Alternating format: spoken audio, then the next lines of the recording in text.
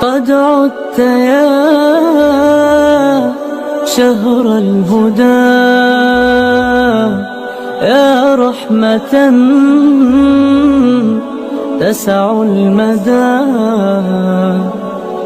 يا طهر قطرات الندى يا كل معنى للجمال.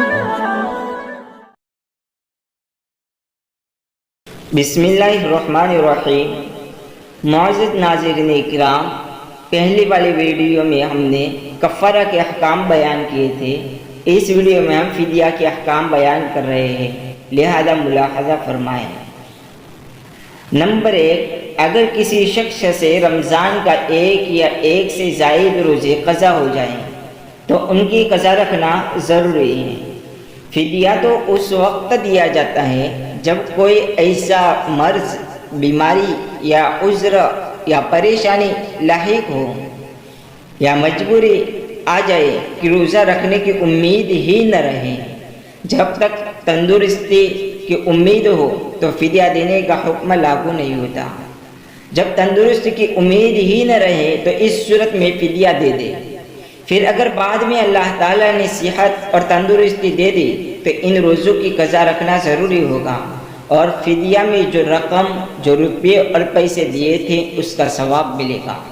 اور اگر فدیہ دینے کا موقع نہ ملے تو وصیت کر جائے کہ میرے ذمے اتنے روزے باقی ہیں، ان کا فدیہ دے دیا جائے. نمبر 2، ایک روزے کا فدیہ ایک صدقہ فطرہ کے برابر ہے. جس دن فدیہ دینا ہوگا تو اس دن صدقہ فطرہ کی قیمت معلوم کر کے اسی حساب سے فدیہ ادا کیا جائے. نمبر 3، اگر میت نے وصیت کی ہو کہ میرے روزوں کا فدیہ ادا کیا جائے اور اس نے مال بھی چھوڑا ہو تو اس وصیت کو پورا کرنا ضروری ہے، جس کی صورت یہ ہے کہ اگر میت پر کوئی قرضہ ہو تو سب سے پہلے میت کے مال میں سے قرضہ ادا کیا جائے، پھر اس کے بعد کل مال کے 1/3 حصے میں سے فدیہ کی وصیت پوری کی جائے.